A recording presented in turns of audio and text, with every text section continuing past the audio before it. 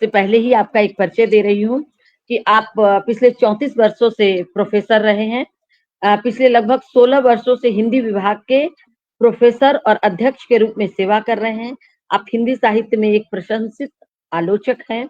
आप उन्होंने 16 से अधिक पुस्तकें प्रकाशित की है और 250 से अधिक लेख, इनके समीक्षाएं, निबंध, ये सारे प्रकाशित हो चुके हैं। इनकी पुस्तकें ब्रज बुली की भाव संपदा, आधुनिक हिंदी कविता युगीन संदर्भ, तुलनात्मक साहित्य, हिंदी और उड़िया के परिप्रेक्ष्य में कविता का समकालीन प्रमेय, भूमंडलीकरण, बाजार और समकालीन कहानी आदि साहित्यिक क्षेत्रों में बहुत प्रभावशाली रही है। उड़िया से हिंदी में अनुवाद के क्षेत्र में प्रोफेसर होता का योगदान बहुत ही उल्लेखनीय है, जिसे हिंदी साहित्य में भुलाया नहीं जा सकता। हिंदी साहित्य नई दिल्ली अकादमी से, नेशनल बुक ट्रस्ट इंडिया से इनकी कई पुस्तकें प्रकाशित हो चुकी हैं। अनुभव, इनके निर्देशन में दर्जन से अधिक शोधार्थियों ने पीएचडी कर रखा है। भारत के संविधान द्वारा गठित प्रशिक्षित सेवा आयोगों में कार्य अनुभव का प्राप्त है। वर्तमान में प्रोफेसर होता पश्चिम बंगाल राज्य विश्वविद्यालय वारासात कोलकाता में हिंदी विभाग के प्रोफेसर हैं और साथ में अध्यक्ष भी। आदरणीय अरुण होता जी, नम्र निवेदन है कि आप अपने वक्तव्य को रखें पुस्तक के बारे में। धन्यवाद अर्चना जी। आपको बहुत बहुत नमस्कार। और सबसे बड़ी बात यह है कि आपका माइक ऑफ है, कृपया माइक ऑन कर लें। माइक ऑन है मेरा माइक जो है वह ऑन है। आवाज जा रही है हरीश जी? आवाज आ रही है आपकी? आवाज आ रही है आपकी? जी, बहुत नमस्कार सबको। और मेरे लिए आज बहुत बड़ी खुशी का दिन है, क्योंकि मैंने अपना लेखन जहां से शुरू किया था, वर्तमान साहित्य से, और परम आदरणीय नमिता सिंह जी आज इस पैनल में हैं। और वर्षों के बाद मैं इस प्लेटफॉर्म पर उनसे मिल पा रहा हूं। ये मेरे लिए बहुत खुशी की बात है। जी नमस्ते। नमस्ते मैम। ऑनलाइन कार्यक्रम था 6 बजे से, मैंने सुबह फोन भी लगाया था डॉली जी को, लेकिन नहीं लगा। तो मैं क्या बोलूं आपको, डॉली जी को मैंने फोन लगाया था। कहीं से कोई आवाज आ रही है, म्यूट कर दें तो अच्छा होगा। तो सश्रद्ध प्रणाम करता हूं मैं श्रद्धा सहित नमिता सिंह मैडम को। और दूसरी खुशी ये है कि बहुत पहले मैंने 1 साल पहले हरीश राय जी का उपन्यास माटी राग मैंने पढ़ा था, और आज उस पर हम लोग चर्चा कर रहे हैं। अटूट बंधन की ओर से, अटूट बंधन के की तरफ से ये आयोजन हुआ है, इसलिए वंदना जी को मैं बहुत बहुत धन्यवाद करता हूं उनका, अटूट बंधन का भी। मित्रों, मेरे लिए हरीश राय का यह उपन्यास जो है माटी राग, दरअसल यह किसानों की मुक्ति का सपना है। यानी किसानों की मुक्ति का सपना देखने वाला उपन्यास है। हरीश राय जी, आप सभी जानते हैं, पिछले 3 दशकों से कथा लेखन में सक्रिय हैं, और माटी राग पिछले साल ही नहीं बल्कि अब तक बहुत चर्चित रहा है। ये उपन्यास ग्राम्य जीवन का संकट और उन संकटों के पीछे के ताने बाने को हम माटी राग के माध्यम से जान और समझ सकते हैं। विकास के जो दावे किए जा रहे हैं और उन दावे के क्या मायने हैं, उन मायनों को हम तलाश सकते हैं माटी राग के माध्यम से। सदियों से चली आ रही शोषण और अन्याय की जो चक्की है, और उस चक्की में पिसता हुआ किसान मजदूरों का जो जीवन है, उनकी जो अंत पीड़ा है, इस उपन्यास से गुजरकर हम महसूस कर सकते हैं। लेखक हरियस राय के भीतर का माटी राग उन्हें जो प्रेरित करता है इस मिट्टी की कथा लिखने के लिए, इस मिट्टी से जुड़े किसानों की अनुभूतियों को साझा करने के लिए, शहरीकरण और मशीनीकरण की आंधी में हवा और मिट्टी में जो विष घोला जा रहा है, प्राकृतिक तत्वों को विनष्ट किया जा रहा है, सांस्कृतिक अस्मिता बिल्कुल तहस नहस होती जा रही है, उसकी पहचान कराने वाला उपन्यास और प्रतिरोध की एक गूंज जिस उपन्यास के मार्फत से सुनाई पड़ता है, मेरे लिए वह उपन्यास है माटी राग। माटी राग को लोगों ने अब तक केवल किसान जीवन का आख्यान कहा है और इसके केंद्र में पश्चिमी उत्तर प्रदेश का जो विजयगढ़ गांव है और उनके किसानों की कथा को यहां वर्णित किया गया है, ऐसा कहा गया है। लेकिन यह उपन्यास एक बहुपरती यथार्थ को उघाड़ने वाला उपन्यास है। इसमें एक तरफ किसान जीवन की त्रासदी है, किसान आंदोलन की कथा है, ग्रामीण समाज में बदलती हुई संरचना के चित्र हैं, विद्यालयों में मिड डे मील की बात है, शिक्षा और स्वास्थ्य का अभाव है, रासायनिक उर्वरकों से जो ढहता पर्यावरण और संतुलन है, बिगड़ता पर्यावरण और संतुलन है, इस तरह कई प्रसंगों को, यानी शिक्षा, समाज, खेती, किसान जीवन, तमाम मुद्दों को, ये केवल अगर हम ग्रामीण जीवन की कथा न कहकर इसे अगर केवल किसान जीवन की कथा कहेंगे तो मेरी दृष्टि में थोड़ी सी मुझे आपत्ति है। इस उपन्यास का एक बीज शब्द है और वह बीज शब्द है ताना बाना। लेखक ने वर्तमान व्यवस्था के गठजोड़ों की जो परत दर परत है, उसे समझने के लिए इस शब्द का व्यवहार किया है, इस शब्द का प्रयोग किया है। हम सभी जानते हैं कि जो किसान है वह पहले भी जो किसान थे वो जमींदार, साहूकार, पटवारी, महाजन आदि के चंगुलों में ऋण, कभी मालगुजारी, कभी बाढ़, कभी सूखा, कभी नीलामी, इसके प्रकोपों से घिरे हुए थे। लेकिन समय बदल रहा है और बड़ी तेजी से बदल रहा है। जो प्रेमचंद का जो गांव था, वह गांव पश्चिम उत्तर प्रदेश का वह विजयगढ़ नहीं है, या पर आजाद भारत की 75वीं वर्षगांठ मनाने वाला भारतीय गांव नहीं है। तो जाहिर सी बात है कि किसान जीवन भी बदला है, लेकिन वह जो बदलाव आया है, जहां तक वो बदलाव है, उस बदलाव को तो रेखांकित किया ही है हरियस राय ने, लेकिन जो बदलाव जो आया है और शोषण में भी जो बदलाव आया है, उसके तौर तरीके में जो बदलाव आए हैं, आज किसान जो है बैंकरों का टारगेट और राजनेताओं का वोट बैंक बना हुआ है। यूं कहें तो वह एक केवल मतदाता बनकर रह गया है और औद्योगिकरण के बढ़ते प्रभाव के चलते जो प्राकृतिक विपर्यय का सामना आज भी किसानों को करना पड़ रहा है, पहले जो नहीं था और आज जो है, उसे भी हरियस राय ने अपनी तरफ से बहुत ही प्रभावशाली ढंग से अंकित किया है।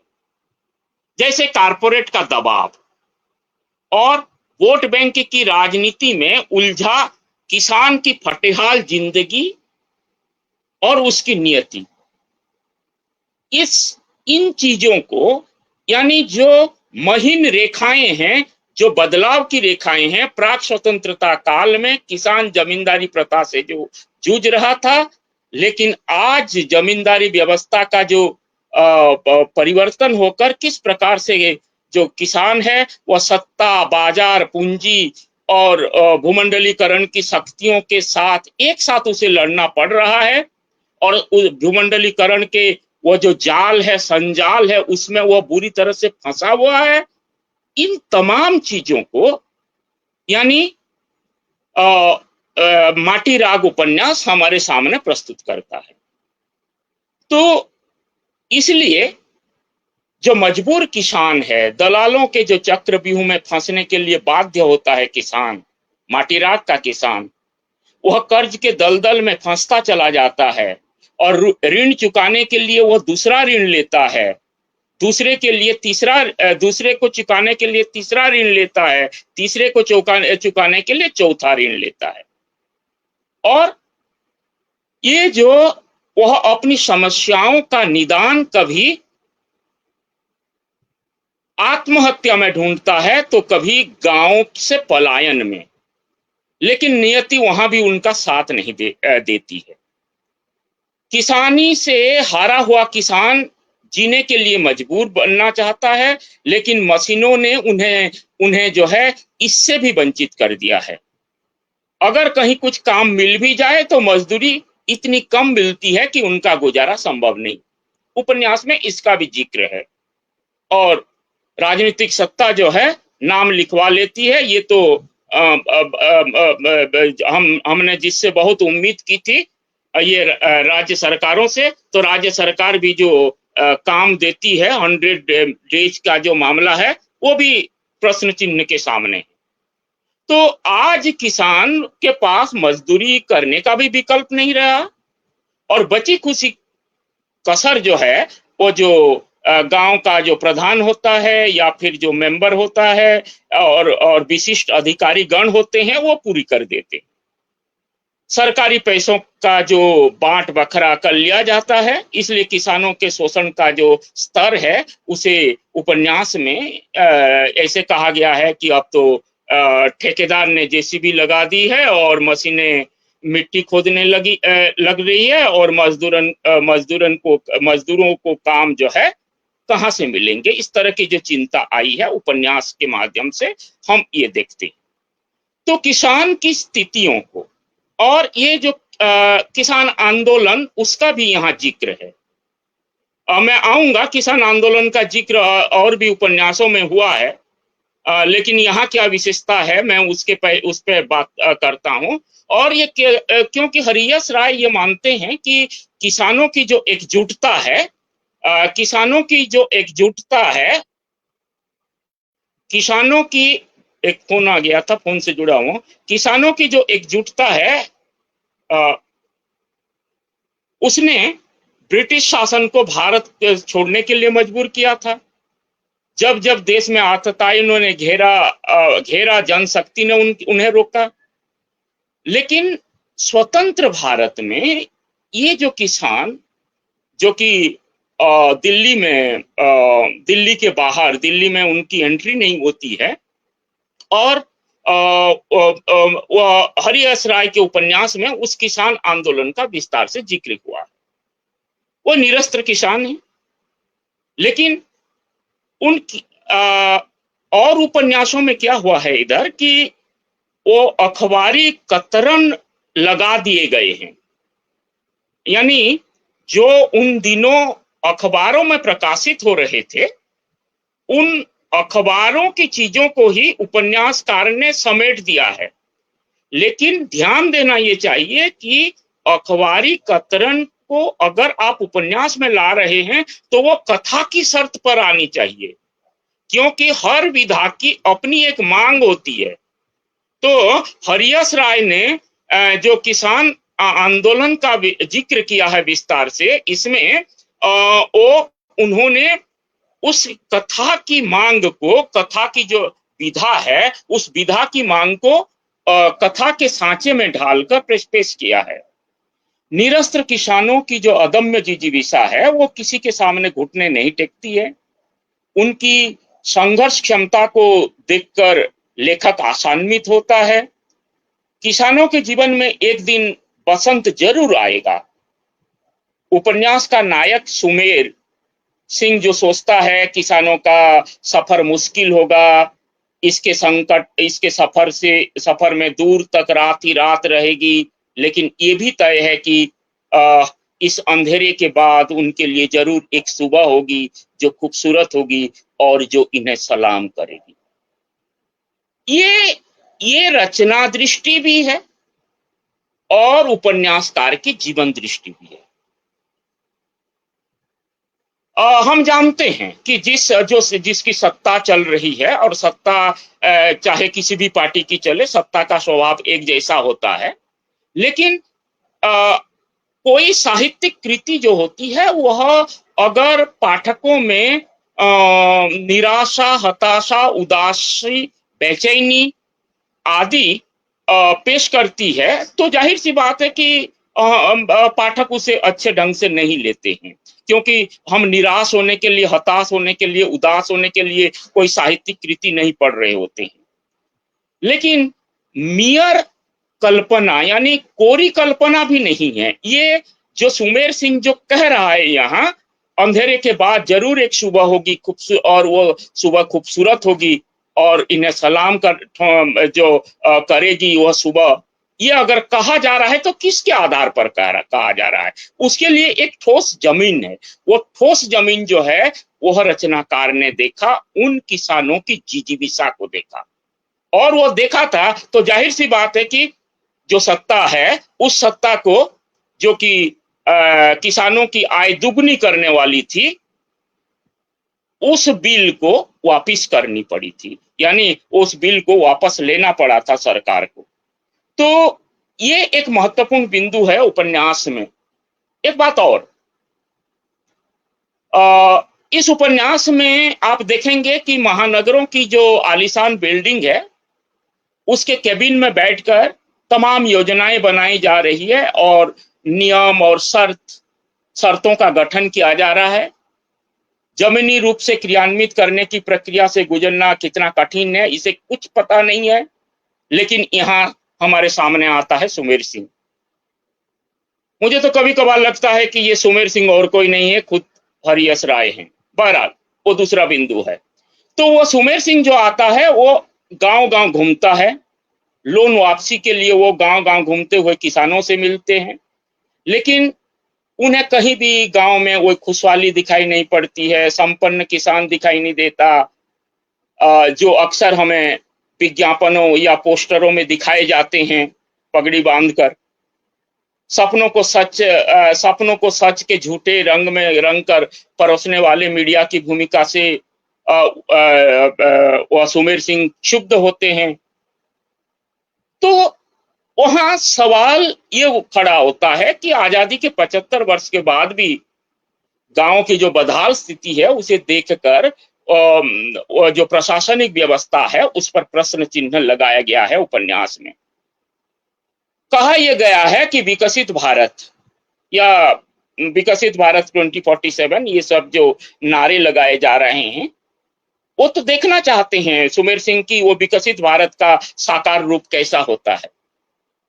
भाई ये तो तब संभव होगा ना जब दस्तावेजी उल्लिखित विकसित भारत की छवि की जमीनी स्तर पर लागू किया जाए। तो वह नहीं हो पाता है तो लाखों, हालांकि ये भी बात है कि लाखों करोड़ों रुपए के बैंक लोन भी इनके जीवन को बेहतर क्यों नहीं बना सके। महात्मा गांधी ने जो कभी कहा था कि भारत गांव में बसता है, तो ये सवाल करता है सुमेर सिंह की हम क्यों नहीं उस भारत को ईमानदारी से देख रहे। खर्च तो खूब हो रहे हैं, लेकिन आप सभी जानते हैं कि कभी हमारे किसी प्रधानमंत्री को कहना पड़ा था कि 1 रुपये में से 15 पैसा गांव तक पहुंचता है। बहरहाल तो अब तो 15 पैसे भी नहीं पहुंचते हैं। बंगाल के संदर्भ में कह सकता हूं कि लाखों क्या कहते हैं, आपके जो आधार कार्ड हैं वो फॉल्स पाए गए।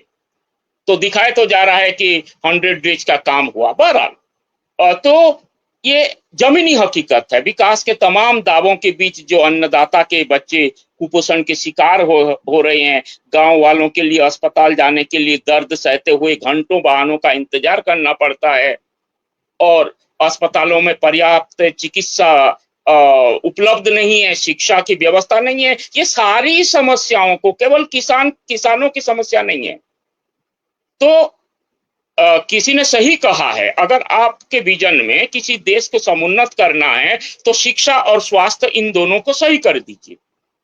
लेकिन हम क्या देख रहे हैं, पिछले कई दशकों से हमारी शिक्षा व्यवस्था और स्वास्थ्य व्यवस्था, इन दोनों को हमने प्राइवेटाइजेशन के हाथों में इस तरह से दे दिया और इस प्रकार से कर दिया है कि देश की जो रीढ़ की हड्डी है वो पूरी तरह से टूट रही है।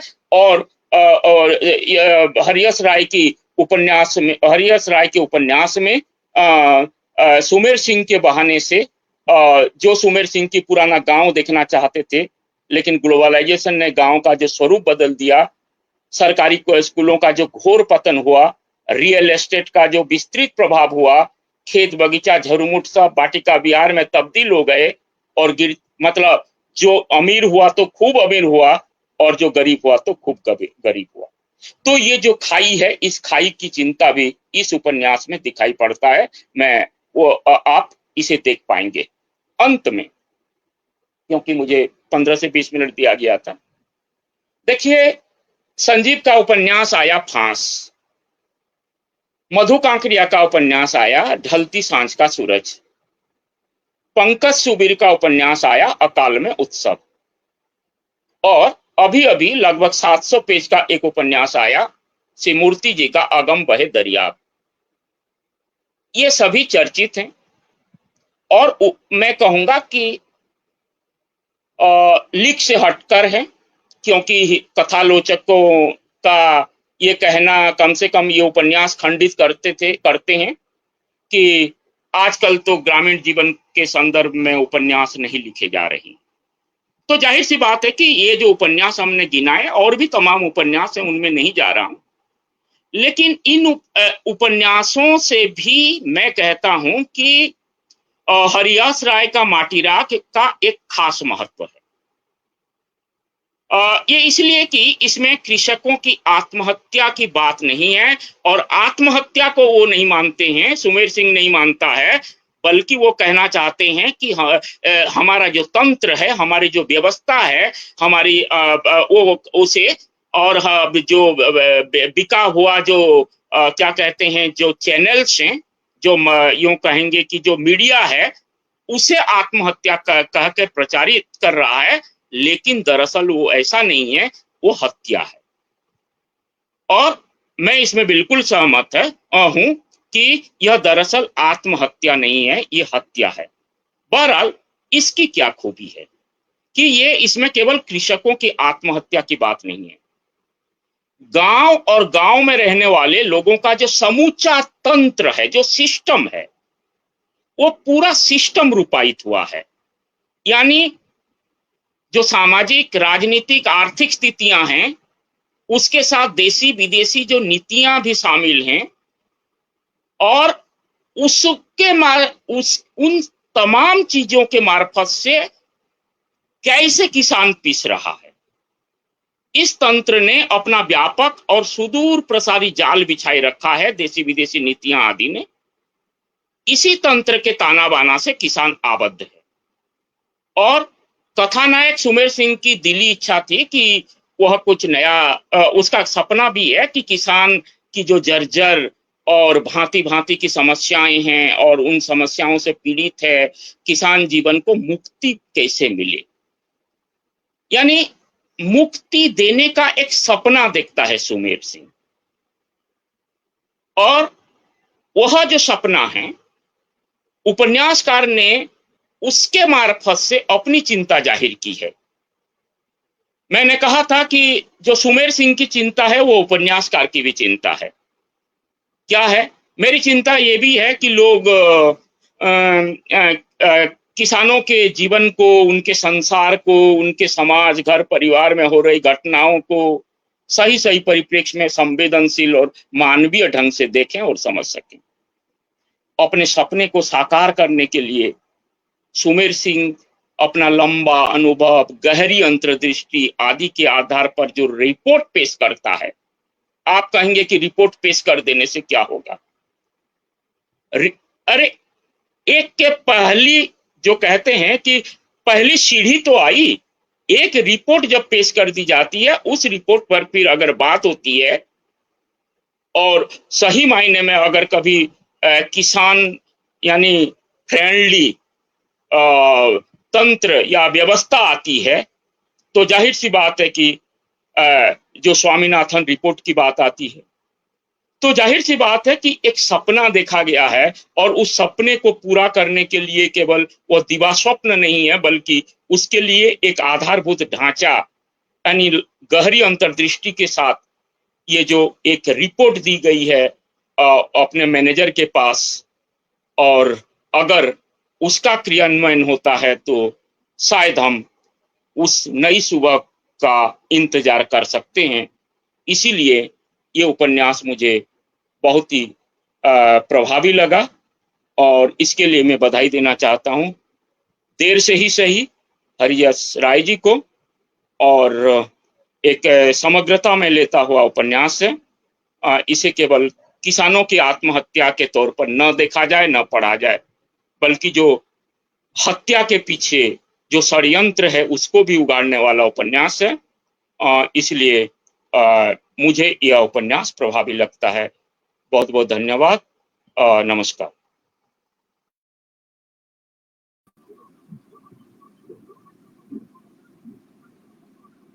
बहुत बहुत धन्यवाद अरुण होता सर जी। मैं शब्दों में बयान नहीं कर सकती। आपने ऐसे ऐसे बिंदुओं को इस उपन्यास में पकड़ा है जो आज के लिए बहुत मतलब लग रहा है कि साक्षात परिस्थितियां उपन्यासकार ने इसमें व्यक्त की है। और जब ये कहा आपने कि सुमेर सिंह जो है वो स्वयं लेखक है, कहीं ना कहीं वो अपनी ही परिस्थितियों को उसमें देख रहा है, और समय कितनी तेजी से बदला है ये अलग बात है, लेकिन किसानों की समस्याएं आज भी नहीं बदली।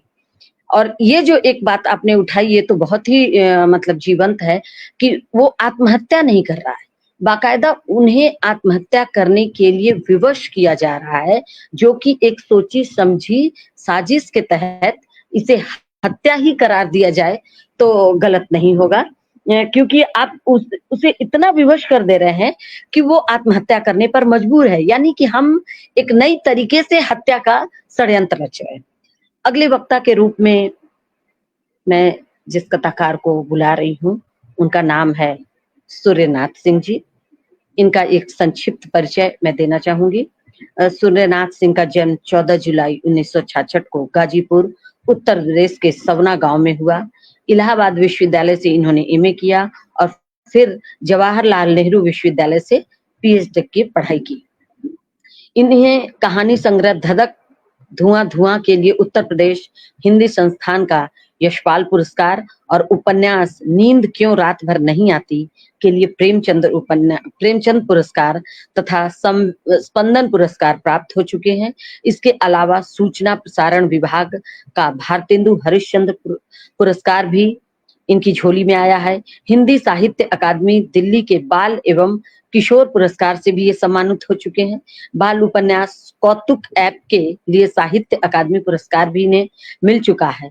उनकी प्रकाशित कृतियां हैं जिनके कुछ मुख्य मैं नाम लूंगी। कुछ रंग बेनूर ये कहानी संग्रह है, धधक धुआं धुआं ये भी कहानी संग्रह है, कोई बात नहीं फिर कहानी संग्रह, चलती चाकी ये उपन्यास है, नींद क्यों रात भर नहीं आती उपन्यास, तरंगों का तैराक और 3 तिलंगे उपन्यास, आधी रात का डुगडुगी यह भी उपन्यास है। बाल साहित्य की इनकी कई पुस्तकें हैं। शेर सिंह को मिली कहानी, तोड़ी कसम फिर से खाई ये भी एक कहानी संग्रह है। बर्फ के आदमी उपन्यास है। बिजली के खंभों जैसे लोग ये उपन्यास है। 7 सूरज 57 तारे उपन्यास, कौतुक ऐप ये भी उपन्यास तथा मशीनों का सत्याग्रह यह भी उपन्यास इनके हिस्से आता है जिसकी रचना इन्होंने की है। इनके द्वारा बंगला से हिंदी में अनुदित कई पुस्तकें हैं। आशापूर्ण देवी की श्रेष्ठ कहानियां गाथा मफलसिल, देवेश राय, खोए का गड्ढा, अवनींद्रनाथ ठाकुर, राजा राम मोहन राय, विजित कुमार दत्त, अंतरंग आलोक, तापस सेन, ये सारे इनके अनुदित उपन्यास हुए जो इन्होंने किया है।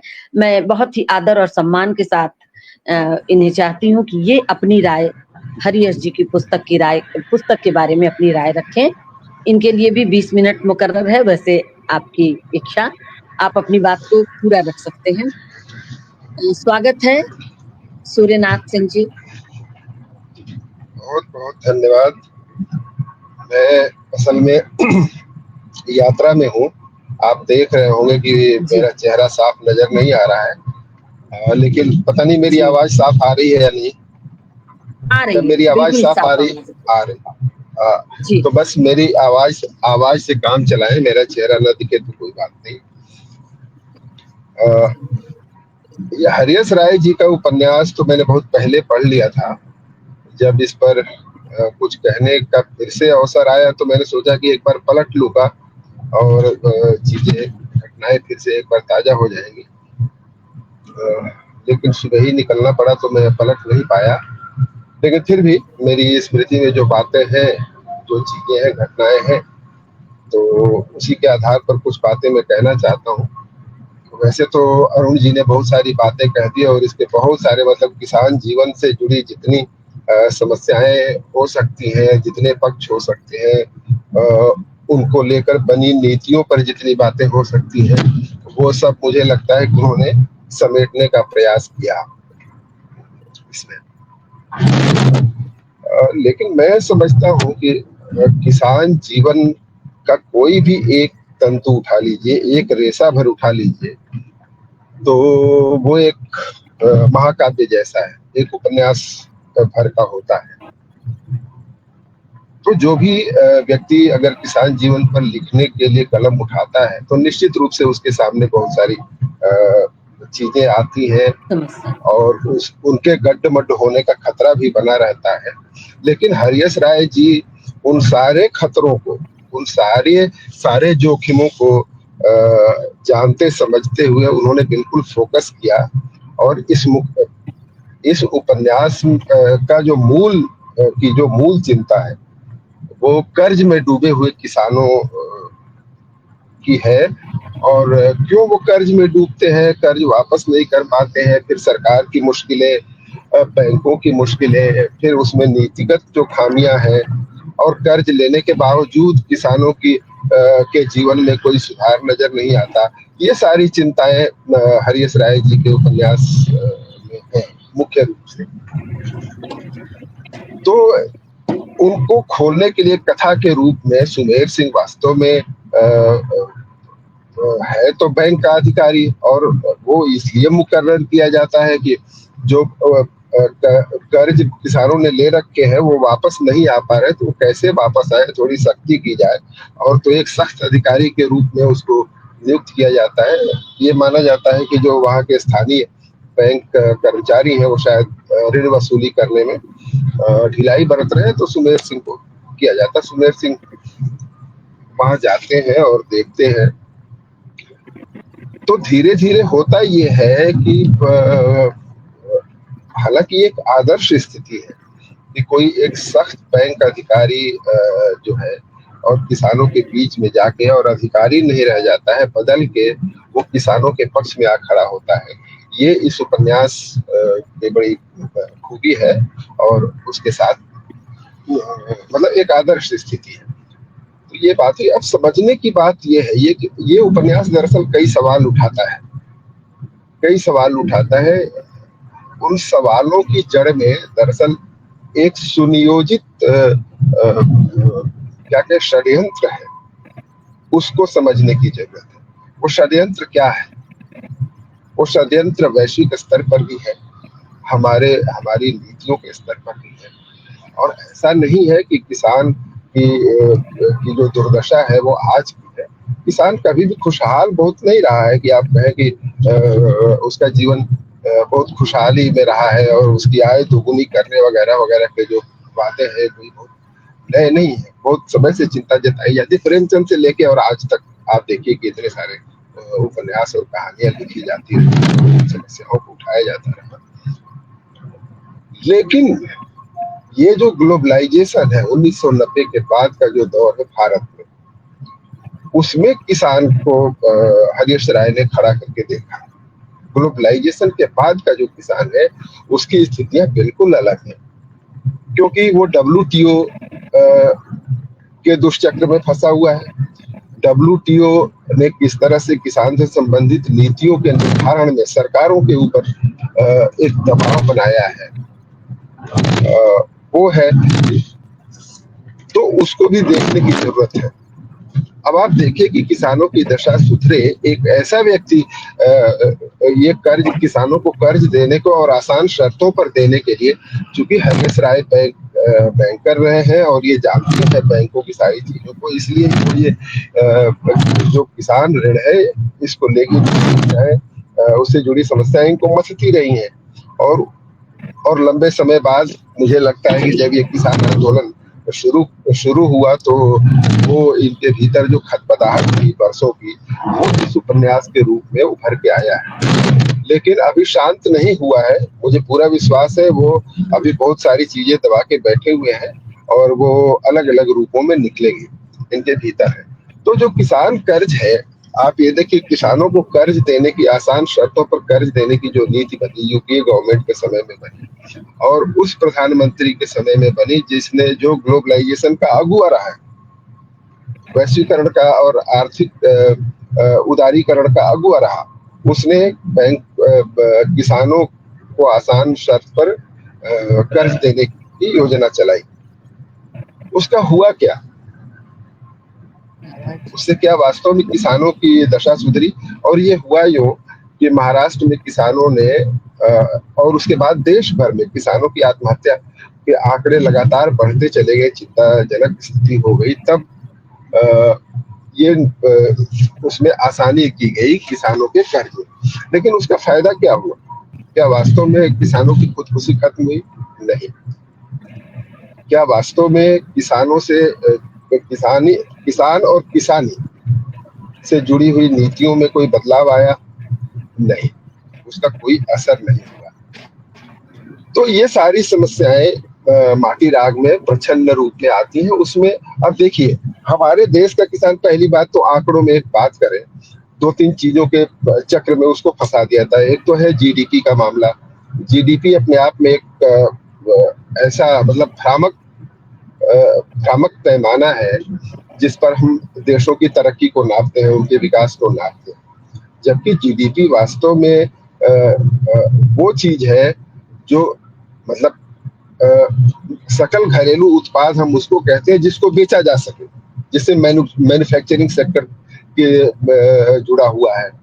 अब किसान, हमारे देश का जो 80% किसान है वो तो सीमांत किसान है, उसमें से भी आधे ऐसे हैं जो बस उतना भर उगाते हैं जिससे उनका और उनके परिवार का गुजारा चल सके।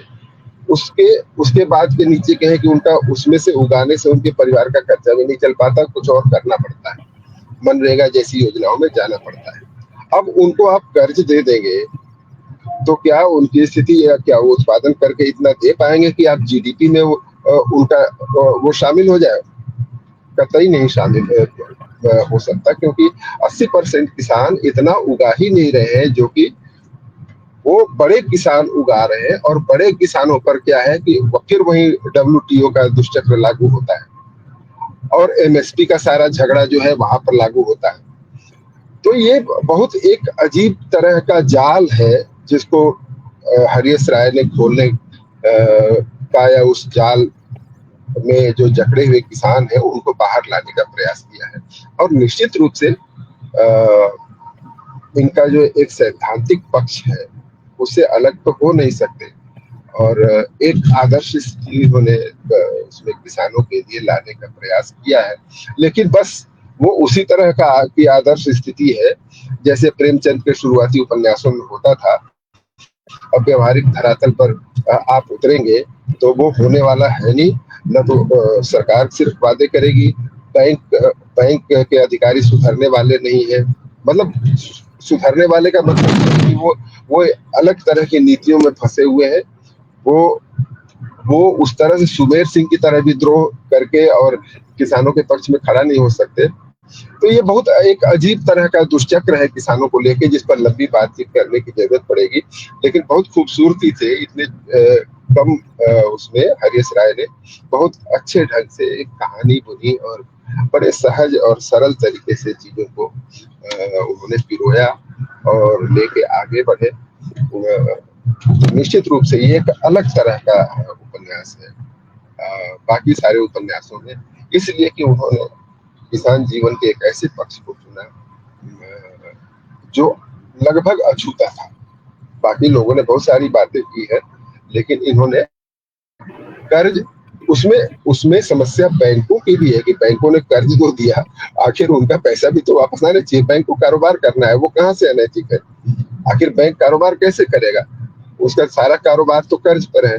जो कर्ज देता है वही वापस नहीं आएगा तो फिर बैंक रहेगा कहाँ? तो एक ये भी है, सरकारें योजनाएं घोषित तो करती रहती है और मुफ्त का पैसा भी बैंक देना पड़ता है। बहुत सारे पैसे योजनाओं के तहत डूब जाते हैं, बहुत सारे लोग लेके भाग जाते हैं। तो इस आज की स्थिति ये है कि बैंक जो है एनपीए के बोझ से इस कदर दबे हुए हैं कि वो कैसे उससे उबरे बड़ा मुश्किल है। तो इन तमाम बातों को एक उसके आर्थिक पक्ष पर भी इन्होंने बहुत ढंग से बातचीत की है और निकाला है। निसंदेह बहुत अच्छा उपन्यास है और आगे चल के इस पर और भी बहुत सारी बातें और विस्तार से बातें होती रहेंगी। यात्रा में व्यवधान के बीच में इतनी बातें कह पाया, बहुत बहुत धन्यवाद। आपने मुझे बोलने का मौका दिया, इसके लिए आभार। बहुत धन्यवाद सूर्यनाथ सिंह जी। आप यात्रा में होते हुए भी पुस्तक के विषय में अपनी राय रखी और बहुत अच्छे से मतलब कहीं टेक्निकल व्यवधान भी नेट ने नहीं किया, ये बहुत अच्छी बात है। और आपने भी अपनी जो बातें रखी, तो अभी जो अरुण होता जी ने जो बातें रखी उससे बिल्कुल हटकर थी बातें। तो हर व्यक्ति अपने अपने ढंग से इस उपन्यास को खोल रहा है। और अगर किसान की बात आए तो प्रेमचंद के उपन्यास की भी बात आ जाती है और उनको हम ना ले, ये ऐसा हो नहीं सकता। के जो किसान है उससे काफी भिन्न है हमारे हरीश राय के कृषक, जिनकी अलग एक समस्या है। सब लोग अपने वेतन बढ़ाने के लिए हड़ताल पर जाते हैं, सबकी अपनी समस्याएं आती हैं, लेकिन बस एक किसान ही ऐसा व्यक्ति है जिसके जीवन में ना हड़ताल है, ना छुट्टियां हैं, ना उनके लिए कोई मौसम है। उनके लिए सिर्फ एक मौसम है कि उन्हें खेती करना है, फसल उपजाना है। तमाम समस्याएं उनके सामने आ रही है, लेकिन वो सबसे जूझते निरंतर अविराम अपना काम कर रहे हैं। तो हरीश राय जी तो बहुत बधाई के पात्र हैं कि उन्होंने एक अच्छी किताब समाज को दिया है और हर व्यक्ति अपने ढंग से अपनी दृष्टि में उस किसान को देख रहा है। और अब हरीश राय जी की अपनी क्या मानसिकता थी, किस दृष्टि से उन्हें लिखा, उन तक हम लोग पहुंचे। उसके पहले हमारी एक अगली वक्ता है नमिता सिंह जी। इनका एक नमिता सिंह जी, आपका बहुत बहुत स्वागत। मैं आपको बोलने के लिए बोलूं उससे पहले मैं आपका एक संक्षिप्त परिचय देती हूँ। नमिता सिंह जी लखनऊ में पली बड़ी हैं। साहित्य, समाज और राजनीति की सोच इनकी वहीं से शुरू हुई थी, तो विस्तार मिला अलीगढ़ जो जीवन की कर्मभूमि बनी। पीएचडी की थीसिस रसायन शास्त्र को समर्पित करते हुए 8 कहानी संग्रह, 2 उपन्यास के अलावा एक समीक्षा, आलोचना, एक साक्षात्कार संग्रह और एक स्त्री विमर्श की पुस्तक स्त्री प्रश्न है इनकी। 3 संपादित पुस्तकें हैं इनकी। पिछले वर्ष संस्मरणों की पुस्तक समय शिला पर कुछ हिंदी साहित्य के शोधकर्ताओं को इन्होंने समर्पित किया है। कथा साहित्य में कुछ ठीक ठाक लगा तो 3 पुस्तकें रचना क्रम पर भी हैं। फसादात की लायानियत नमिता सिंह की कहानियां हैं और उर्दू में अनुवादित संग्रह है। अंग्रेजी सहित कई भारतीय भाषाओं में इनकी कहानियां अनुवादित हो चुकी हैं।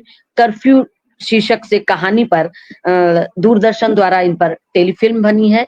अब इनकी राय पुस्तक को लेकर क्या है ये स्वयं अपने मुंह से करेंगी। तो स्वागत है आपका नमिता सिंह जी। धन्यवाद अर्चना।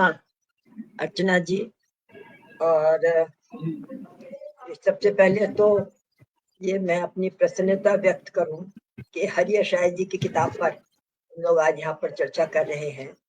हरि शायद जी को बधाई मैं बहुत पहले दे चुकी हूँ, 1 साल पहले दे चुकी हूँ। और जब इनका ये उपन्यास प्रकाशित हुआ था तो उसी वक्त मैं ये मान के चलती हूँ कि किसी भी पुस्तक की गुणवत्ता का एक पहलू ये भी होता है कि वो आपको एक बैठक में पढ़वा ले, एक सिटिंग में पढ़वा ले। और ये उपन्यास भी ऐसा ही है। जब मैंने इस उपन्यास को पढ़ा तो मुझे वाकई में बहुत पसंद आया। और मैंने खुद ही इनसे कहा कि आपने इतने महत्वपूर्ण विषय पर लिखा है और इतना अच्छा उपन्यास है और मैं इस पर जरूर लिखूंगी। खुद अपनी ओर से मैंने ऑफर किया। तो इस रूप में मैं माटी राग को आज के संदर्भों में एक बहुत महत्वपूर्ण उपन्यास मानती हूँ। देखिए, इस सबसे बड़ी बात यह है कि इन्होंने जो आज के हमारे समय की जो एक बहुत ज्वलंत समस्या है, किसान, हमारी जो अर्थव्यवस्था है उसको कहा जाता है वो किसान केंद्रित है, कृषि केंद्रित है। लेकिन हम लंबे अरसे से हम ये देख रहे हैं कि हमारे पूरे इस तंत्र में सबसे उपेक्षित अगर कोई वर्ग है तो वो किसान है। किसान सबसे ज्यादा उपेक्षित है और कहना चाहिए कि जैसे उसको पूछने वाला कोई नहीं है। ये किसानों की समस्या पर जब हम बात करते हैं तो बहुत शुरू से ही हमने देखा है, आजादी के पहले भी, आजादी के बाद भी। प्रेमचंद ने भी लिखा किसानों के जीवन पर, और बहुत से हमारे लेखकों ने लिखा, रेणु ने लिखा, नागार्जुन ने लिखा। उस समय की जो समस्याएं थी बिल्कुल अलग थी। वो पूरा औपनिवेशिक समय था और जमींदार था, कारिंदे थे, तो एक अलग समाज था, अलग तरह के किसान थे, अलग तरह की उनकी समस्याएं थी। हमारे आज के स्वतंत्र भारत में, आज के समाज में, और मैं समझती हूँ कि आजादी के बाद किसानों के लिए पंचवर्षीय योजनाओं में बहुत सारे काम भी हुए। ऐसा नहीं है, शुरुआती दिनों में बहुत काम हुए, उनके सिंचाई के लिए साधन बनाए गए और भाखड़ा नंगल डैम है, रिहांद बांध है, ये बनाए गए और किसानों के लिए बहुत सारी उनको सुविधाएं दी गई, क्योंकि वो किसान हमारा अन्नदाता है। और लेकिन धीरे धीरे आज हम जब 21वीं सदी पर आ गए तो आज हम लोग बिल्कुल एक तरह से कहना चाहिए, जब हम अर्थव्यवस्था की बात करते हैं, कि हम बिल्कुल ठगे हुए से हैं। क्या हमारा किसान है, क्या हमारा मध्य वर्ग है, यानी हमारी पूरी अर्थव्यवस्था को संचालित करने वाला कहीं बहुत दूर विदेशों में बैठा हुआ है, WTO है और दूसरे उनके जो अंतरराष्ट्रीय फंडिंग एजेंसीज हैं वो है। तो उसका नतीजा क्या हुआ कि सबसे पहली गाज जो वो गिरी किसानों के ऊपर। क्योंकि धीरे धीरे अगर एक कॉरपोरेट आपका जो जगत, कॉरपोरेट सेक्टर अगर आपका डेवलप कर रहा है या उसको धीरे धीरे हमारे संचालन की डोर दी जा रही है, तो सब जो कटौती का जो शिकार है वो हमारी कृषि है। यानी किसानों की सारी सब्सिडी खत्म कर दी गई, चाहे उनको बिजली की सुविधा थी, उनको पानी की सुविधा थी, बीज वगैरह उनको बहुत सस्ते दामों पर मिलते थे, खाद की सुविधा थी और नए नए कृषि के लिए तरीके भी लगातार हमारी बहुत सारी यूनिवर्सिटीज में एग्रीकल्चर डिपार्टमेंट्स बने, रिसर्च, जिसका कि खेती को, कृषि को बहुत फायदा भी मिला। लेकिन अब आज की स्थितियों में क्या है? आज की स्थितियों में हमें लगता है कि सबसे ज्यादा अगर उपेक्षित कोई सेक्टर है तो वो कृषि है। और उस पर भी पिछले 2-3 सालों में हमने क्या देखा कि किसानों को अपना जीवन बचाने के लिए अपनी कृषि, अपनी जमीन अपनी खेती बचाने के लिए सड़कों पर बैठना पड़ा। यानी पूरे साल भर पूरा किसान वहां पर बैठ करके सारे कहना चाहिए जो व्यवस्था के जो पूरे दंश है उनको झेलता हुआ, अपनी साथियों की कुर्बानियां देता हुआ अगर किसान वहां पर संघर्ष कर रहा है, तो ये इससे ज्यादा मैं समझती हूँ कि अफसोसनाक कोई बात नहीं हो सकती है। तो ये इन संदर्भों में अगर ये जो पूरा सिनारियो है, इन संदर्भों में अगर हम अगर किसान को देखते हैं, किसानों के संघर्ष को देखते हैं, तो हमें ये उपन्यास का महत्व मालूम पड़ता है। और एक बात और भी है, किसानों का के जीवन पर आधारित जैसे अभी होता जी ने भी कहा, सूर्यनाथ जी ने भी कहा, और बहुत सारे उपन्यास लिखे गए हैं।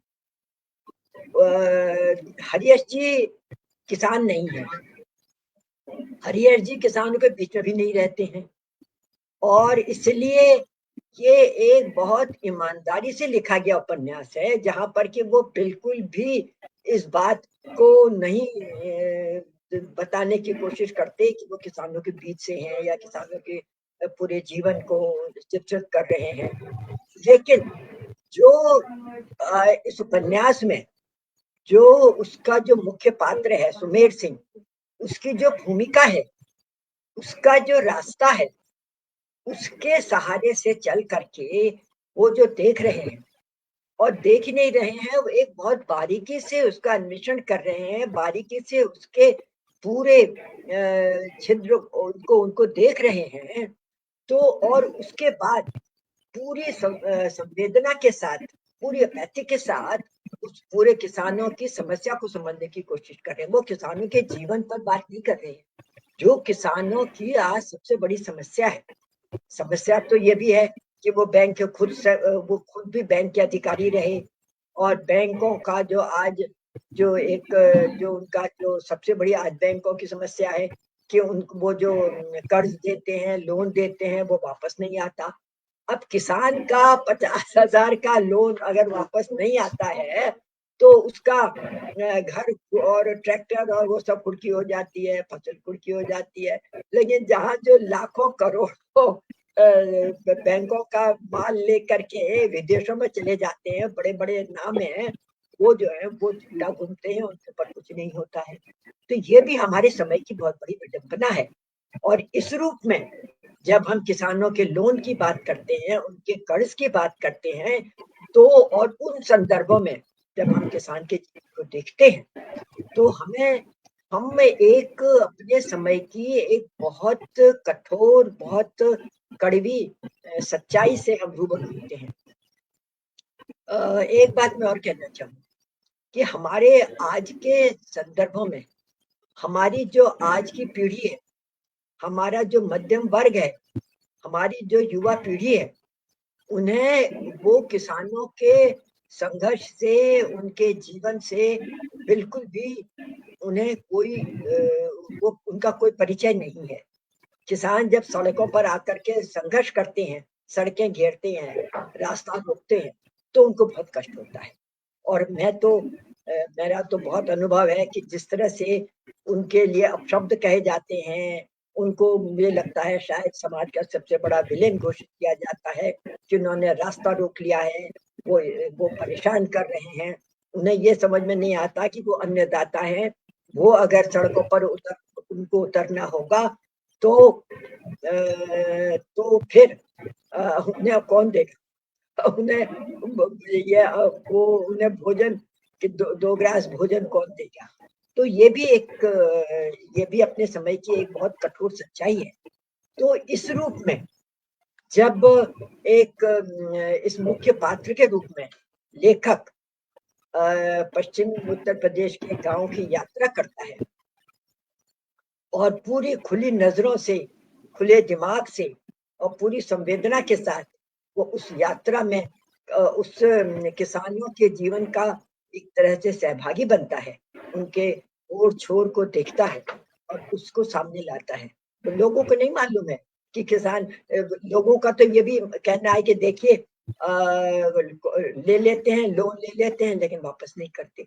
किन परिस्थितियों में छोटा किसान, खास तौर से छोटा किसान जिसको पूछने वाला कोई नहीं है, बड़े किसान हैं वो उनके पॉलिटिकल अपने कनेक्शंस हैं, वो दूसरे रूप में अपने मंतव्यों को पूरा करते हैं, वो पॉलिटिक्स में हैं, वो ग्राम प्रधान बनते हैं और इस रूप में उनका जीवन अलग होता है।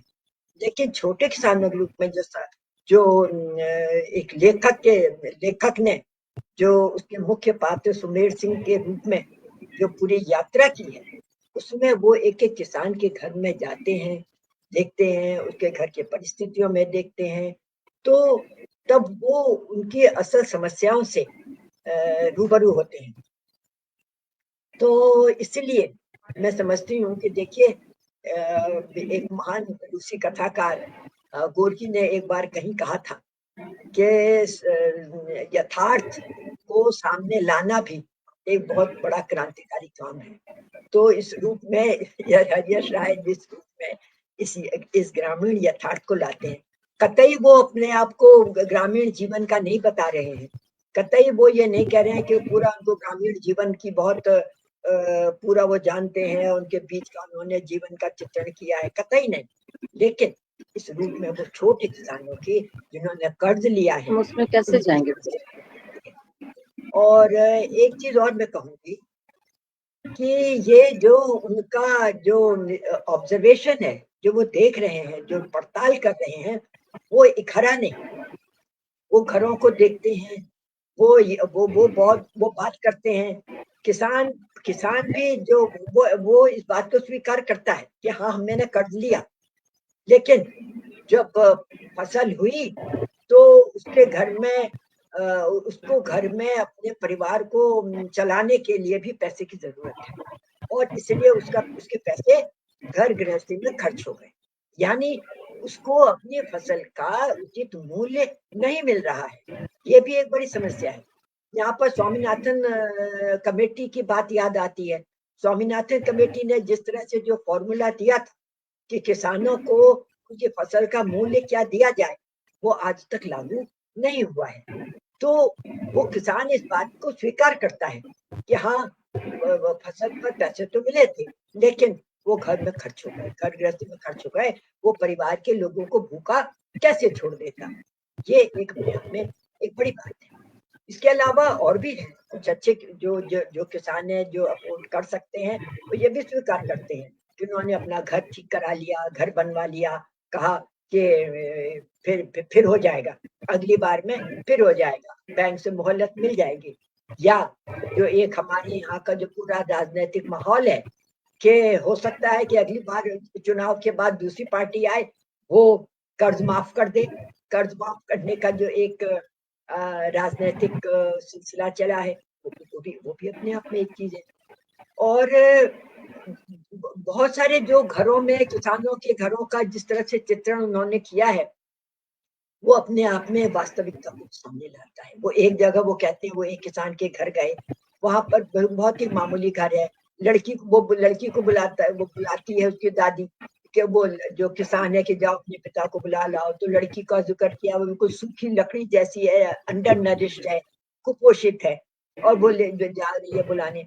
तो ये भी उनके एक जमाने में हम लोग एक बड़ा फैंटेसी थी, ऐसा लगता था कि गांव के लोग तो बड़ा खूब दूध दही में भरे रहते हैं, खूब अच्छा खाते हैं पीते हैं, ये हम लोग एक फैंटेसी थी। लेकिन वास्तविकता में क्या है, वो बिल्कुल कुपोषित लड़की है जो कि जा रही है, पढ़ाई भी कर रही है, यूं खड़ी है।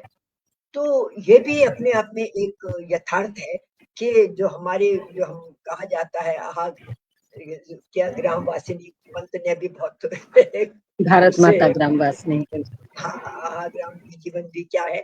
तो ये अपने समय की जो वास्तविकता है, ये उपन्यास उसको सामने लाता है।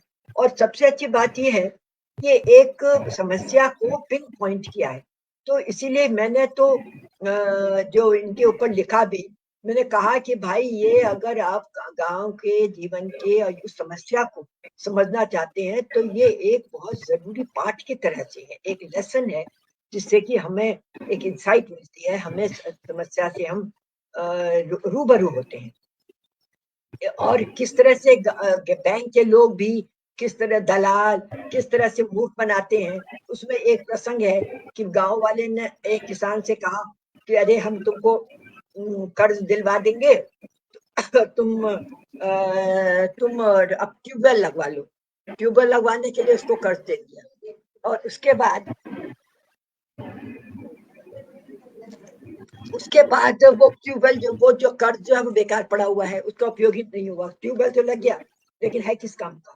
क्योंकि गांव में बिजली आती नहीं है, मुश्किल से 5 घंटा 6 घंटा बिजली आती है, और वो जो है किसान सारी रात जागता है खेतों में पानी लगाने के लिए। जब बिजली नहीं आएगी तो ट्यूबवेल क्या करेगा? तो इस तरह से किसान जो है उनके फंदे में भी फंसते हैं। इसके अलावा एक जो बहुत अच्छी बात है कि किसान का जीवन कहाँ और जुड़ा हुआ है। वो मंडी जाता है अपना अनाज बेचने, वहां पर दलाल है, वहां पर व्यापारियों के दलाल हैं, वो किस तरह से मूठ बनाते हैं। किसान को कैश पैसा चाहिए, वहां पर मिली भगत है व्यापारियों के साथ। मंडी समिति में जहां पर किसानों की खरीद हो रही है, वो उनके साथ मिले हुए हैं। उनको पैसा कितने दिनों बाद मिलेगा, चेक मिलेगा, किसान को तुरंत पैसा चाहिए। तो इसलिए वो अपना औने पौने दामों में व्यापारियों को अपना बेच आता है। कोल्ड स्टोरेज में जाता है तो कोल्ड स्टोरेज का मालिक अलग एक्सप्लॉइट करता है। उसका आलू सड़ जाता है तो वो उसका भरपाई किसान करेगा। मुझे याद है हमारे अलीगढ़ में एक हमारे बहुत ही परिचित थे, वो जिनका की कोल्ड स्टोरेज था, वो आलू रखते थे, और उसके बाद कुछ तो आलू वो किसान से कह देते थे तुम्हारा सड़ गया, वो बर्बाद हो गया, और कुछ वो आलू उसके बोरों में से निकाल के खुद बेच आते थे।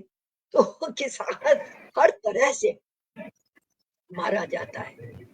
तो ये जो छोटी छोटी समस्याएं हैं, कोल्ड स्टोरेज की समस्या, मंडी में दलाल, वहां के व्यापारी, जो कि पूरी एक खेल है, जो कि उसके खेती से लेकर के, उसके घर बार से लेकर के, उसके कर्ज को लेकर के, और फिर पूरे अंत तक हरिहर जी ने पूरे उसको एक तरीके से ट्रेस किया है, और उसको ला करके उन्होंने पाठक के सामने एक पाठ की तरह से उन्होंने रख दिया है। एक मुझे इस उपन्यास में एक मुझे बात और अच्छी लगी कि इन्होंने जो सुमेर सिंह है, वो एक बड़े कॉर्पोरेट बैंक का अधिकारी है, लेकिन वो कॉर्पोरेट कल्चर पर भी हरीश राय कमेंट करते हैं, उस पर भी बात करते हैं। ये मुझे एक लगा, वो देखते हैं कि एक और तो 50 हजार का जो कर्ज है किसान का, तो वो उसके लिए कभी कभी उसमें एक किसान का भी जिक्र है कि वो एक उसने लोन लिया, उसकी एक फसल खराब हो गई, उसने अगली फसल का इंतजार किया, उस पर उसकी उम्मीद थी, अगली फसल खराब हो गई, वर्षा, जिसमें कि वो भी नष्ट हो गई। वो बीज लेने जाता है, उसको बीज अगली फसल में बेचने के लिए उसको बीज नहीं मिलता है, कर्ज कहीं से उसको नहीं मिलता है, क्योंकि वो ऑलरेडी लोन ले चुका है। अंत में वो कीटनाशक दवा पी करके वहीं पर खेत में आत्महत्या कर लेता है। तो ऐसा नहीं है, ये बेबसी उसको आत्महत्या तक ले जाती है।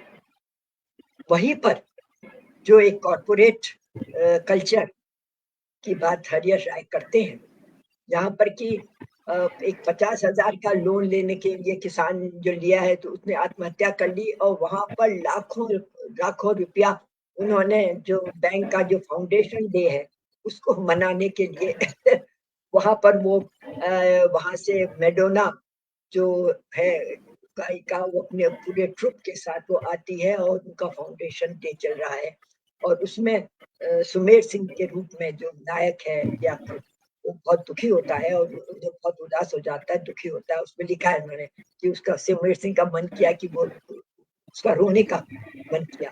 तो ये जो एक हमारे यहाँ जो 2 भारत बन रहे हैं, एक भारत जो है पूरा कॉर्पोरेट नियंत्रित जो भारत है, जहाँ पर मैं जहाँ रहती हूँ, जिस सोसाइटी में रहती हूँ, यहाँ के लोगों को शायद गरीबी क्या होती है, मध्यम वर्ग के क्या प्रॉब्लम्स हैं, और बच्चे वहां पर कैसे हैं, किसान तो बहुत दूर की बात है, उन्हें बिल्कुल नहीं, वो कुछ भी नहीं जानते। वो ये भी नहीं जानते कि अगर कि आजकल फसल का क्या, फसल तो छोड़ दीजिए, जो वो खाना खा रहे हैं, जो फल खा रहे हैं, उसके क्या दाम है। क्यों? क्योंकि वहां पर वो कल्चर ऐसा है कि जो उनको चाहिए, जितना उनको पैसा है उन्होंने खर्च कर सकते हैं, उन्हें मिल जाता है।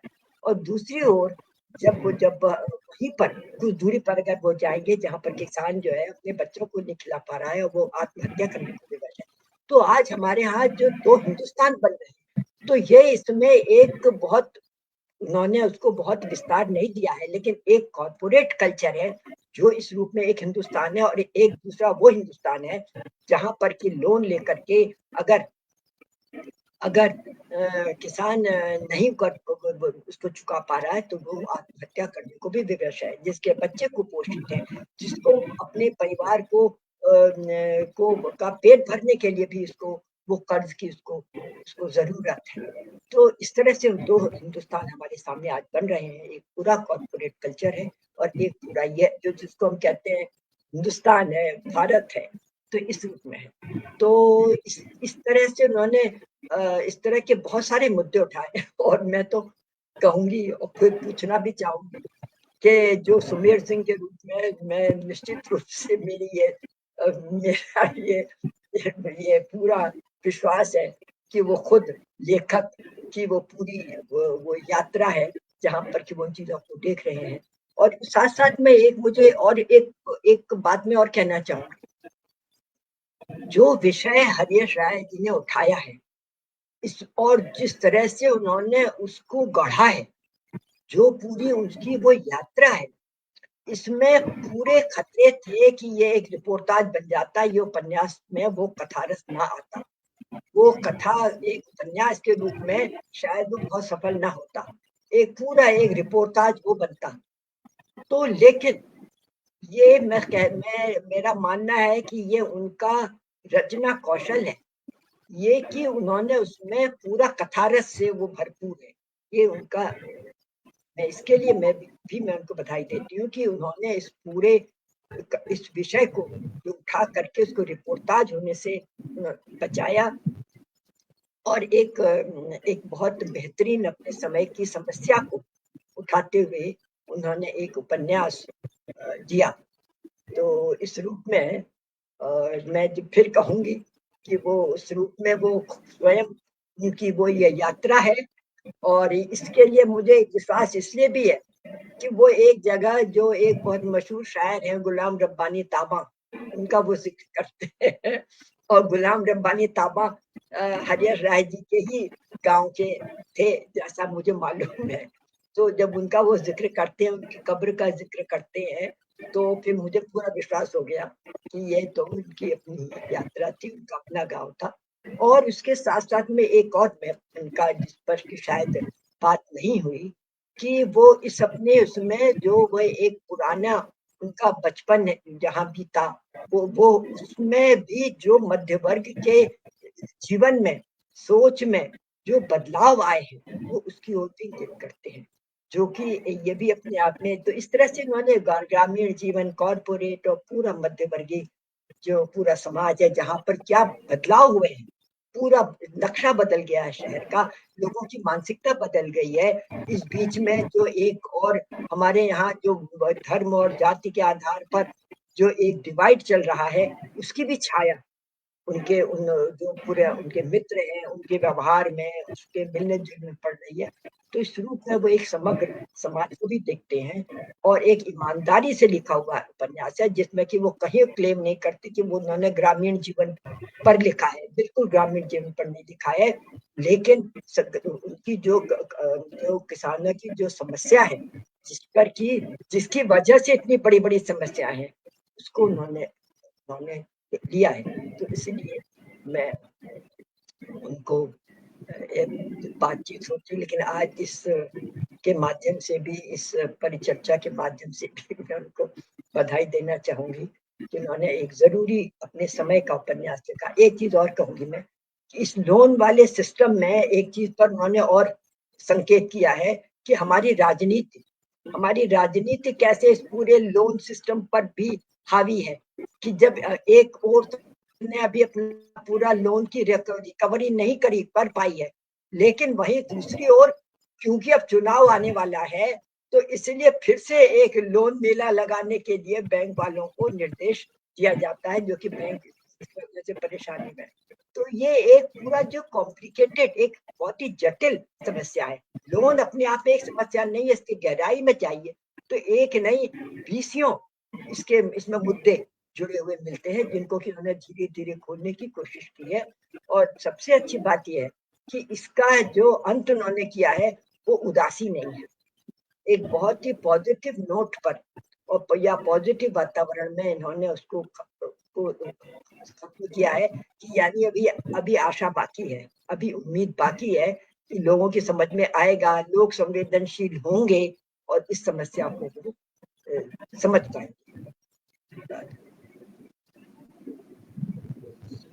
बहुत धन्यवाद डॉक्टर नमिता सिंह जी।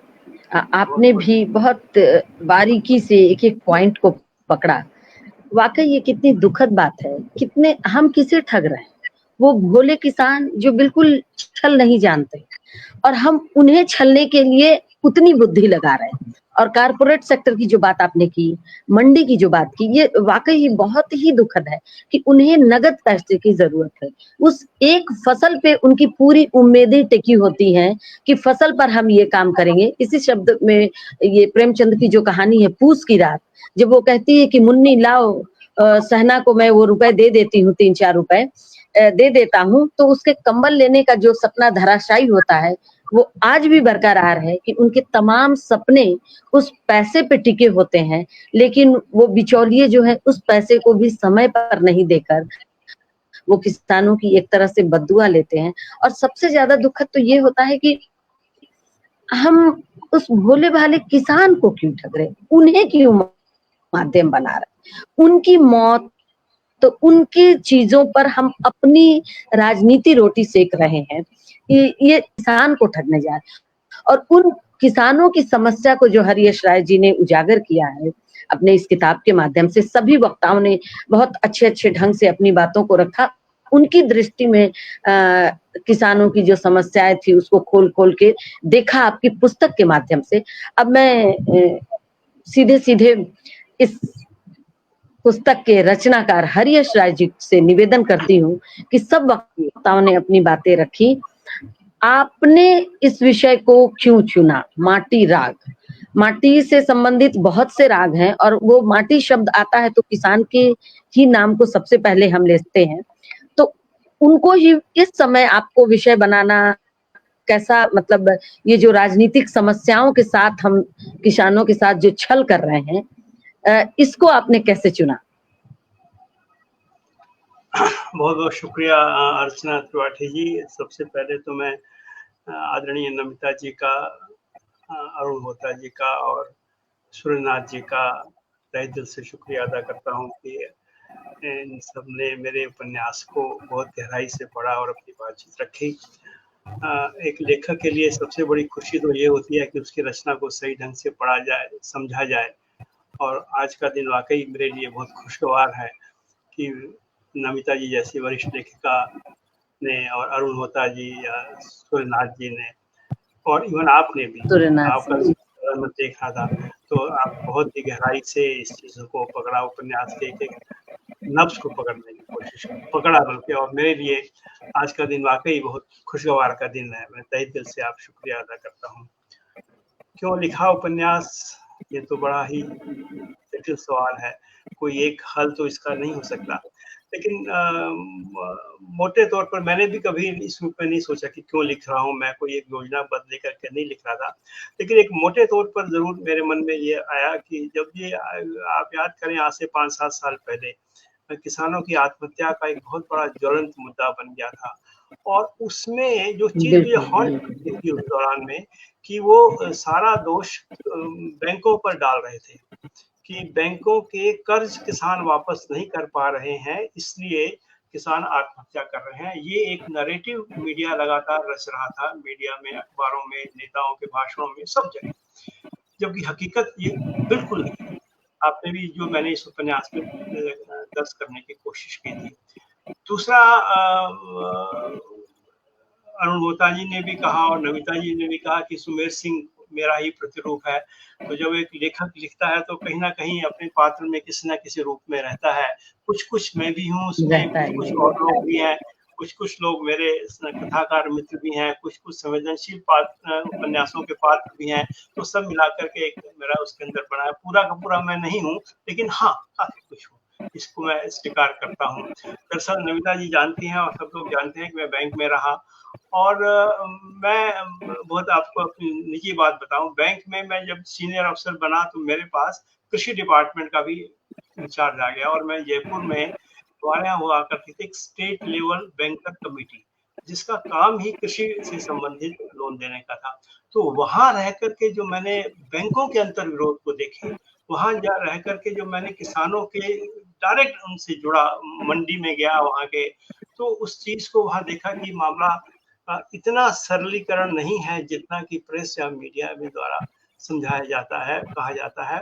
इसके बहुत सारे गहरे रूट्स हैं इसके, और एक रूट में पूरा एक सिस्टम इन्वॉल्व है, एक पूरा तंत्र इन्वॉल्व है, जिसको नमिता जी ने बहुत ही गहराई से पकड़ा है।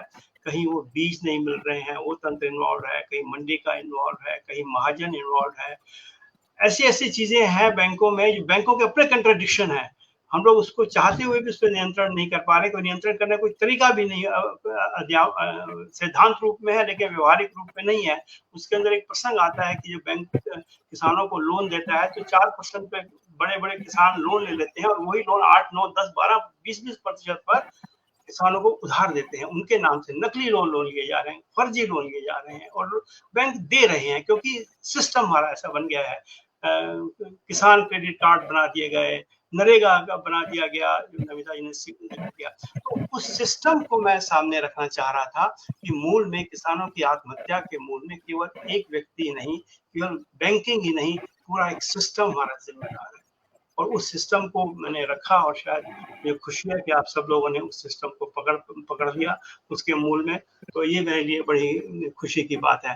साथ में उसके अंदर जो अंतर्विरोध है बैंकिंग सेक्टर के, या अपने अपने अंतर्विरोध भी हैं, जिसमें वो मेंडोना का जिक्र है, एक ये भी उसके अंदर है। और यदि आप थोड़ा सा देखें, बैंकिंग कर्मचारियों के प्रति जो बैंकों का स्टाफ है, वो भी किसानों के प्रति सहानुभूतिपूर्वक विचार नहीं करता। वो भी किसानों को एक खलनायक के रूप में ही देखता है कि इनके पास बहुत सारा है, ये जानबूझ के विलफुल डिफॉल्टर, उसके अंदर दूसरा पात्र विलफुल डिफॉल्टर के रूप में देखते हैं। यदि वो सुमेर सिंह जब जाता है अपने ब्रांच में, तो वहाँ के ब्रांच के लोगों से मीटिंग करता है, तो उसको पता चलता है कि यहाँ जब ब्रांच में इस तरह की सोच है, जब किसानों को लेकर के आम बैंकर इस तरह की सोच रहा है, तो कैसे इसका भला होगा, कैसे हम लोग बैंक किसानों का भला कर पाएंगे, कैसे सरकार की योजनाओं को वापस कर पाएंगे। ये सारी चीजें थी जो मैंने इस उपन्यास में रखने की कोशिश की है, और आप सबने इस चीज को पढ़ा है। नमिता जी ने बहुत सही अर्थों में पकड़ा। इन सारे मूल में, इन सब के मूल में है क्या? लोन मेला। अब आपने देखिए, शुरू में मैंने बहुत संकेत किया है, जो बैंक के चेयरमैन से वो मिलता है, अब चेयरमैन को अपने एक्सटेंशन चाहिए, उस चेयर अपने सीट के लिए और एक्सटेंशन के लिए उसको भेजता है जाकर के लोन मेला का भी अरेंजमेंट करके आना। हकीकत क्या है? वो तो एक बहाना है, असली बहाना वो लोन मेला की जाके की व्यवस्था करके के लिए उसको भेजा जाता है। और आखिर में जो अपनी सलाह, अपना सुझाव देता है कि बैंक में किसी भी हालत में लोन मिले नहीं होने चाहिए। कर्ज वापस ना करने का एक बहुत बड़ा कारण लोन मेला भी है। लोगों में ये आश्वस्त कर दिया कर्ज माफी भी है, लोन मेला में हम कर्ज माफी करते हैं। ये एक बहुत बड़ा कारण है कि कर्ज माफी हो रही है, बैंक लोन नहीं जमा करा रहे। सूर्यनाथ सिंह ने सही कहा कि जब तक वापस नहीं आएगा तो कैसे बैंकिंग सिस्टम कैसे चलेगा। तो मैं बैंकिंग सिस्टम के पक्ष में भी खड़ा हूँ, और उसके जो अंतर्विरोध है वो भी मैंने उजागर किए हैं। इस तरह की कॉर्पोरेट कल्चर बैंकों में नहीं होनी चाहिए, लेकिन है, क्योंकि नमिता जी ने कहा ना, उनको संचालित करने वाला कहीं दूर बैठा है, 7 समुंदर पार बैठा। बिल्कुल।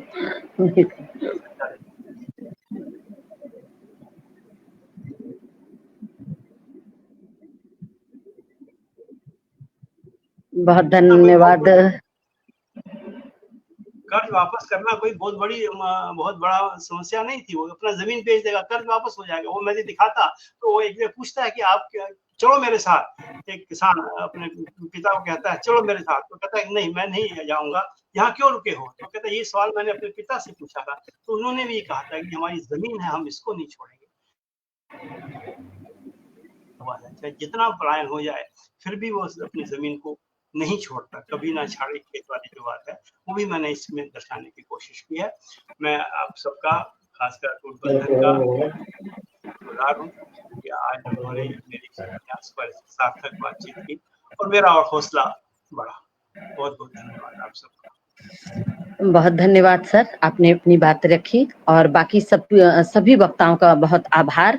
आप इस अटूट बंधन के कार्यक्रम में आए, अपने विचार को जितने खोल के रखा और किसानों की समस्याओं को इतने अच्छे से समझा, तो बहुत मैं ये जानना चाह रही थी, थोड़ा 2 मिनट और लेना चाहती हूँ कि आखिर इन समस्याओं से किसानों को निजात मिलेगा कैसे, क्योंकि उनके नाम पे सभी अपना फायदा देख रहे हैं। जैसा नमिता जी ने भी कहा कि वो दूर बैठे किसी हाथ में डोर है और ये किसान यहाँ कठपुतली की तरह उनके इशारों पर चल पा रहे हैं, उनके नाम पर दूसरे फायदा ले रहे हैं। तो हर हाल में कष्ट हमारे किसानों को ही है, उनकी स्थिति में कोई खास तब्दीली नहीं आ रही है। तमाम सुविधाएं सरकार के द्वारा बनाई जा रही हैं, लेकिन उन्हें मिल नहीं पा रहा है। तो इसी प्रश्न को छोड़ते हुए पंक्तियां भी हैं कि उठो बढ़ो दुनिया के आम इंसानों, ये आम इंसानों के लिए ये सब सवाल है कि उठो बढ़ो दुनिया के आम इंसानों, ये सब की बात है, 1 2 4 10 की नहीं, बल्कि ये पूरे समाज और पूरे किसान की बात है। इसी प्रश्न के साथ मैं आप सबसे विदा लेती हूँ। आप सबका बहुत आभार। फिर इस पर एक बार चर्चा के लिए हम पुनः मिलेंगे। बहुत बहुत धन्यवाद। अटूट बंधन की तरफ से आप सभी का बहुत आभार। एक अगली पुस्तक के साथ हम जल्दी ही आप लोगों के समक्ष आएंगे। धन्यवाद। जो अभी आपने कहा ना, इसकी पहली पंक्ति है, जी चाहता है एक इंसान को बदल डालूं, ये मेरे बस की बात नहीं, 1 2 10 की बात नहीं।